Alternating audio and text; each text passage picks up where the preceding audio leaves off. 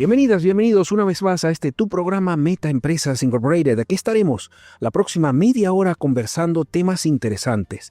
Meta Empresas se constituye cada vez más un programa referente en la transferencia de conocimiento. En el supercontrol del audio, mi buen amigo Víctor Neva, haciendo todo fácil, sencillo, para que este sonido llegue a tus oídos de la forma más profesional, como todo lo que hacemos aquí en Capital Radio.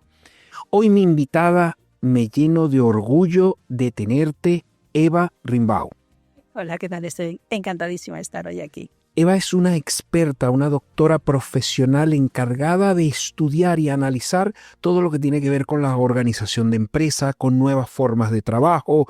Ambos, comparto con Eva, somos embajadores del proyecto europeo IA más Igual, financiado a través de la Comunidad de Madrid, y que es parte de los fondos Next Generation, y compartimos el entender a la IA desde un punto de vista sin sesgos, en donde cuando ponemos, por ejemplo, una labor limpiador, no salga una mujer de color, o, no sé, panadero y sale una persona como con rasgos africanos. Eso es un proyecto, pero de eso no venimos a hablar hoy. Hoy vengo a hablar con Eva para que me cuente un poco más de sus proyectos. Bienvenida, Eva, a Meta Empresas en Capital Radio. Muchísimas gracias. Cuéntame un poco, Eva, ¿qué estás investigando? ¿Qué estás haciendo? ¿Estás en qué universidad? Vale, te cuento. A ver, mira, yo soy profesora agregada en la Universitat Oberta de Catalunya, la UOC, que, como sabéis, es una universidad totalmente online. Allí hago lo que hacen los profesores universitarios, que es una parte de docencia, una parte de investigación, una parte también de gestión académica. Soy codirectora de un MBA, y también una parte que para mí es muy importante, que es la transmisión de conocimiento, ¿no? Hacer que ese conocimiento que desarrollamos en la universidad pues llegue a la población en general, ¿no? Por eso estoy hoy súper contenta de estar aquí, porque para mí es muy importante, ¿no? Poder explicar cosas que estamos encontrando, que creemos que son interesantes, que pueden ser útiles y que es difícil hacer llegar, ¿no? Porque, claro, los artículos académicos los escribimos para público académico. Y medios como estos pues me parecen fundamentales. Muchas personas piensan, una revista académica, ¿cuál? Como Hola. No. Eso es un libro, un tocho aburridísimo que nadie lee si son las figuras que ponemos los investigadores, que son tablas, cuadros, cosas. Exacto. Pero no es nada ilustrado, no está la foto del duque de nadie, ni mucho menos. No, claro, sí, usamos el término revista, pero sí. Exacto, usamos el tema de revista, pero en realidad son publicaciones académicas de uso. Pues. Cuéntanos un poco de esas investigaciones que estás haciendo, los descubrimientos que estás haciendo, para que nuestra audiencia de empresarios, de ejecutivos y ejecutivas puedan decir, uy, mira lo que aprendí hoy. Pues mira, uno de mis temas de máximo interés, en los que ahora mismo tengo varios proyectos en marcha, es el teletrabajo. El teletrabajo que obviamente desde la pandemia pues, ha cambiado la forma de trabajar de millones de personas en todo el mundo. No es simplemente yo me voy a casa con el ordenador bajo el brazo, sino que muchas otras cosas cambian. Y lo importante es que entendamos que para que el teletrabajo funcione bien, es decir, tenga un impacto favorable sobre las personas, sobre las empresas, hay que gestionarlo bien. ¿Vale? Los debates, es decir, ¿el teletrabajo es bueno o es malo? Uh-huh. Pues depende, que es lo que sabemos todos los académicos, que la respuesta siempre es depende. Y en este caso, en mi opinión, depende de lo bien que lo gestiones. Y por ahí tengo un par de proyectos en marcha. Te voy a dar los dos titulares y hablamos del que tú prefieras. Vale. En uno hemos estudiado, es un estudio muy cuantitativo, basado en números, basado en una encuesta que desarrollamos con colegas de la Universidad de Santiago de Compostela, con datos de teletrabajadores gallegos, en los que veíamos si el hecho de teletrabajar bien, y ahora te diré qué es teletrabajar bien, impactaba en su bienestar psicológico. En el de los trabajadores. De los trabajadores. ¿Vale? Y vimos que sí, efectivamente sí. Teletrabajar bien, en este caso, es una cosa que a mí me parece que no se ha hecho antes, que es simplemente cumplir la ley. El compliance laboral, la ley del trabajo a distancia dice que el teletrabajo tiene que tener una serie de características. Tiene que ser voluntario, tiene que permitir la desconexión digital. Si todo esto se cumple, resulta que el teletrabajador tiene mejores expectativas, piensa que en su trabajo le irá mejor, a eso me refiero. Y eso le disminuye su estrés. Y por otra parte, eso también mejora los conflictos entre vida y trabajo, hace que haya menos conflictos, Claro. porque es un teletrabajo bien implantado. Y eso, por supuesto, también disminuye su estrés, ¿no? Su malestar, en este caso psicológico, que lo medimos así. Entonces, para mí es señoras y señores, apliquen la ley, que la ley es un medio para gestionar bien el teletrabajo. Pero ¿cómo se está haciendo que es mal? Entonces, ¿qué es mal? Pues mal es simplemente no cumplir estas cosas tan obvias. Por ejemplo, una muy, muy clara es el problema de la desconexión digital. O sea, aunque tenemos artículos en los estatutos en el Estatuto de los Trabajadores y en otras leyes que dicen hay que favorecer la desconexión digital, hay que hacer que la gente, aunque esté en casa trabajando, lo haga solo durante la jornada laboral. En la práctica, todo el mundo, en un porcentaje, fíjate, el último informe de InfoJobs me parecía que decía que el 79% de las personas responden mails o consultan cosas del trabajo fuera de la jornada. Hasta casi un 60% durante las vacaciones. Durante las vacaciones, es decir, solo un 40% desconectan realmente durante las vacaciones. Esto que va es para el promedio de los trabajadores. En el caso de los teletrabajadores es todavía peor. Y siempre estás trabajando. ¿Vale? Si la persona, es por ponerte un ítem, eran 12 ítems los que medíamos, pero este es uno muy claro. Si la persona percibe que puede desconectar, si la persona percibe otra cosa, que no recibe un trato desigual respecto a los que van en persona el 100% del tiempo, percibe que por ejemplo, recibe la misma formación, tiene las mismas oportunidades de promoción, todas estas cosas, esto sería hacerlo bien. Todo lo contrario sería hacerlo mal. Y hay una tendencia a hacerlo mal. Es difícil dejar desconectar a los teletrabajadores. Los propios teletrabajadores, yo teletrabajo mucho, no nos dejamos desconectar fácilmente. Tenemos esa gran tendencia a mezclarlo todo y a las 10 de la noche estar mirando cosas del trabajo porque así mañana ya me levanto y está hecho. Eso es un problema grave y tiene impactos sobre la salud, sobre el bienestar mental, digamos, pero también sobre cuestiones como más objetivas para las empresas, como la intención de abandonar la empresa. Cuanto menos desconecto, mis intenciones de quedarme en aquella empresa disminuyen, por tanto el riesgo de rotación de personal es mucho más alto. Y si se alarga mucho el problema de desconexión y es muy intenso, genera agotamiento, genera la caída de la creatividad, genera incluso, se ha medido, no es nuestro trabajo, que la gente no comparte tanta información. Claro. Entonces, por ahí yo creo que este trabajo a mí me ha gustado mucho porque vincula la ley con el individuo. Y ¿qué pasa? ¿Sabes lo que pasa? Que la gente de recursos humanos. Recursos humanos es la gestión de personas en el sentido más estratégico, ¿vale? Y por otro lado está la gente de relaciones laborales, que son los que se preocupan de que se aplique la ley. Y unos y otros parece que no se entienden, aunque todos estamos gestionando a personas, ¿vale? Y mi llamada es, no, estáis en el mismo barco. Recursos humanos, estrategia de recursos humanos, es buena estrategia cumplir la ley, ¿vale? Con cuidado, con cariño, haciéndolo bien, adaptándolo a lo que tu empresa necesita. Y esto es un mensaje que a lo mejor a alguien le sorprende. Si me estáis oyendo o viendo gente de recursos humanos, me daréis la razón. La ley no es burocracia. La ley puede ser, no digo que todas las leyes son buenas, no digo eso, algunas podrían mejorar, hasta la ley de trabajo a distancia podría mejorar también. No digo que la técnica jurídica sea la más correcta, eso lo dicen los juristas. Hay problemas de técnica jurídica en muchos de los últimos desarrollos normativos, pero a pesar de todo, la ley puede ser una herramienta, ¿vale? Y es bueno que la veamos así, ¿vale? Y este estudio pues demostraba esto. Y ahora me voy al otro, sí. Es que el otro es totalmente distinto, por eso me lo paso muy bien haciendo yo esta parte de mi trabajo. Te ve que disfrutas de investigación. Sí, porque creo que es útil, ¿no? Como es una investigación muy aplicada, al final mi campo es un campo aplicado. Enseguida me parece que puede ser útil para la gente, ¿no? Para las empresas y para los trabajadores.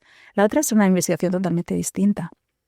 Es con una compañera, Laura Lamoya de la UOC, que nos preocupó, ya empezando en pandemia, cómo los cargos directivos estaban viviendo todo este paso al teletrabajo, cómo estaba cambiando su rol, ¿no? No es lo mismo dirigir equipos que yo veo todos los días a 8 horas que dirigirlos a distancia durante el confinamiento. Obviamente 24 horas de no ver a nadie en persona, pero ahora pues en un porcentaje significativo del tiempo hay gente que está teletrabajando y entonces eso cambia, ¿no?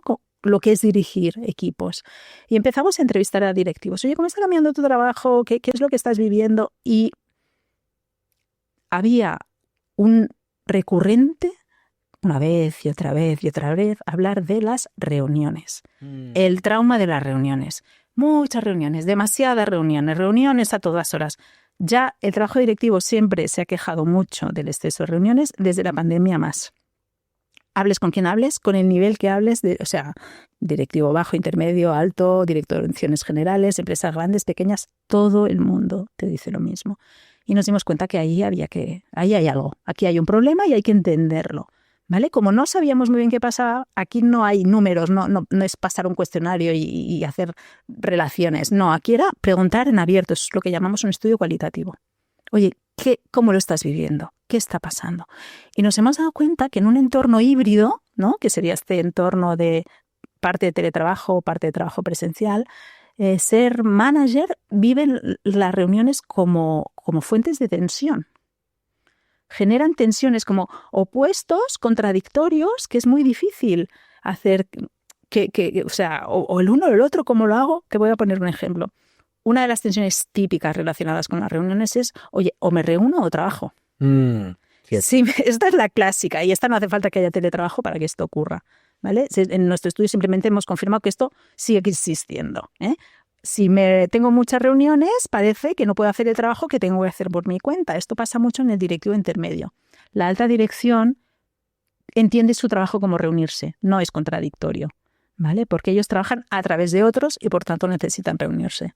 Pero la dirección intermedia, que tiene una parte de coordinación, reuniones, y otra parte de trabajo individual, de generar cosas, eso sí le viven con una fortísima tensión, ¿vale? Y creo que es importante que las empresas ya lo saben, porque esta es la queja típica, o me reúno o trabajo, pero tienen que ir buscando soluciones.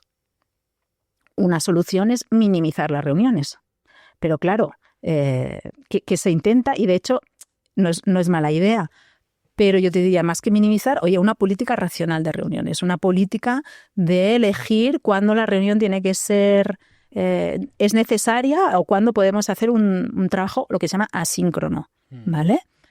Una serie, o sea, hay posibles soluciones, pero esta sería la típica tensión, digamos, de todo tipo de reuniones. Ahora, en un contexto híbrido, añadimos más tensiones. Por ejemplo, ¿en qué formato hago la reunión? Si la hago en persona, gano toda esa conexión, toda esa cosa personal, ¿no? Pero se percibe como menos eficiente. Las reuniones virtuales son más eficientes, no nos tenemos que desplazar, no choca con los días de teletrabajo, no, yo este día no vengo porque tengo teletrabajo, y se hacen complicadas. Entonces, la conexión versus la eficiencia es otra de las tensiones que se viven de manera más intensa cuando el trabajo es híbrido, cuando gente parte del tiempo está, parte del tiempo no está. ¿Qué hacen? Pues ahí hay soluciones de distinto tipo y simplemente preguntamos, bueno, ¿y tú qué haces? Y hay gente que dice, no, pues las reuniones tienen que ser productivas y punto. Me da igual si son en persona, si son online, vamos al grano, tenemos una agenda lo más cortas posibles y ya está. Esto sería un extremo, ¿vale? Otros dicen, no, pues bueno, en todas las reuniones tenemos un poquito de las dos cosas. Y entonces un poco lo organizan para que sea virtual o sea presencial, mezclen un poquito los dos objetivos, ¿no? Vamos al trabajo, pero también, oye, ¿cómo estás? ¿Qué tal? No sé, el cotilleo, el comentario, lo que sea. Otros, por ejemplo, dicen, depende del objetivo y voy alternando.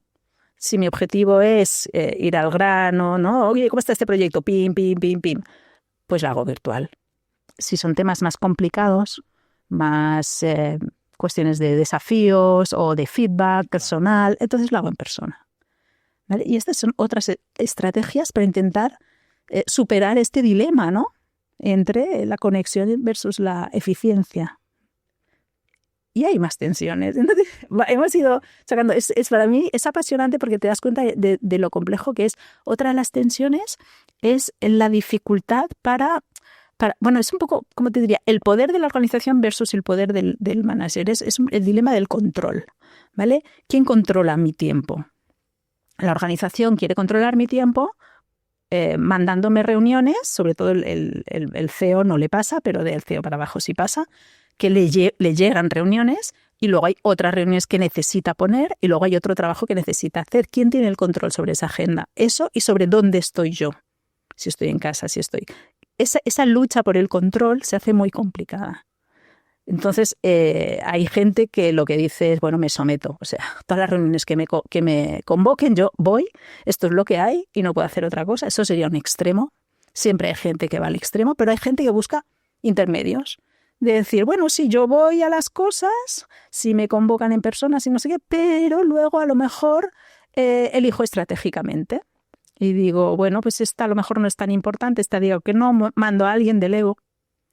Y ya van buscando intermedios para recuperar un cierto control sobre su agenda. O en otro extremo serían, por ejemplo, los calendarios compartidos. Si tú entiendes a nivel organizativo que la reunión, el agendar una reunión es una acción colaborativa, yo no te la impongo, sino que entre los dos buscamos un hueco que nos venga bien, una duración que nos venga bien. Esa forma de agendar juntos sería otra manera distinta de entender este problema, ¿vale? Entonces, yo creo que es bueno, estamos ahora trabajando en la preparación de todos estos resultados, todavía no se han publicado. Yo creo que es bueno ir divulgando estas alternativas, ¿no? Claro. Muchas organizaciones se obcecan en una opción blanco-negro o una cosa o la otra, y precisamente tenemos ejemplos con este estudio de muchas otras opciones. Bueno, y te voy a decir la última de las tensiones. Venga, es que yo creo que hoy todos los ejecutivos de recursos humanos están disfrutando el programa porque están aprendiendo mucho y esa es la idea del programa. Y por eso no he querido ni interrumpirte porque estoy embelesado con el discurso, con la forma como lo estructuras y me gusta porque conectamos en un área que nos gusta trabajar, que es el talento humano. Mal llamado todavía, algún día saldremos de esos recursos humanos, porque... Que a mí no me disgusta recursos humanos, te voy a decir por qué. Yo soy de no. A mí me gusta más talento humano, pero dime por qué. ¿Por qué? Porque los recursos humanos, en verdad, no es que los humanos sean recursos, es que los humanos ponen sus recursos, tiempo y esfuerzo al servicio de la organización. ¿Vale? Y pueden decidir, como dueños de los recursos que son, pueden decidir ponerlos al servicio de una organización o de otra, claro, si la recompensa les parece adecuada. Claro. ¿Vale? Entonces, si lo entendemos así... Lo has filosofado, sí, mucho más bonito. Sí. A mí no me disgusta. Sí. Le diría yo humanos con recursos, pero... Vida, bueno, ahí llegamos a un modo híbrido. Sí. Hemos congeniado. Nos quedan ya 5 minutos, pero Eva, cuéntame ese otro proyecto que estás haciendo. Vale, sí, lo último, vamos a ver, hay un tema importante también, y voy a cerrar con esto del último proyecto en el que estoy, que es los derechos digitales, que un poco entroncaba con el primer estudio que te contaba. Existe una cosa que se llama la Carta de Derechos Digitales, que lo que ha hecho el gobierno de España es listar tipos de derechos que tenemos, que son derechos muy parecidos a los derechos humanos o de la Constitución, pero en un contexto digital, ¿vale? Y hay un capítulo que son los derechos digitales en el contexto laboral. Y estoy en un proyecto que es difundir estos derechos digitales, y uno de estos derechos o un conjunto de derechos relacionan con lo que comentabas al principio, la IA. El buen uso de la IA en un contexto laboral, que no genere sesgos, que no se use de forma sin informar. Por ejemplo, si yo, empresa, estoy generando perfiles de mis trabajadores, estos son, imagínate, los buenos y los malos, y no aviso a nadie de que estoy haciendo estos perfiles. A estos son a los que voy a promocionar y a estos no. ¿Por qué? Porque un algoritmo me lo ha dicho. Claro, esto es súper problemático. ¿Qué ha tenido en cuenta este algoritmo? A lo mejor ha tenido en cuenta las promociones de los últimos 50 años. ¿Pero a quién han promocionado las empresas en los últimos 50 años? Normalmente a hombres de mediana edad blancos. Así es. No, ¿porque eran mejores o porque había un sesgo a su favor y a las mujeres no se las deja avanzar? Entonces, si esta IA está generando predicciones de éxito basado en los éxitos pasados, probablemente está discriminando a mujeres, a minorías raciales, religiosas, de otros países, etcétera, etcétera. Entonces, esto sería uno de los derechos en el contexto laboral. Hay muchos otros y yo creo que es muy interesante que la gente se aproxime, busque. Es muy fácil buscar derechos digitales en el trabajo y salen muchas informaciones porque son derechos en los que no habíamos pensado hasta ahora. Y son importantes para los trabajadores, pero también para las empresas, para hacer una buena gestión de personas.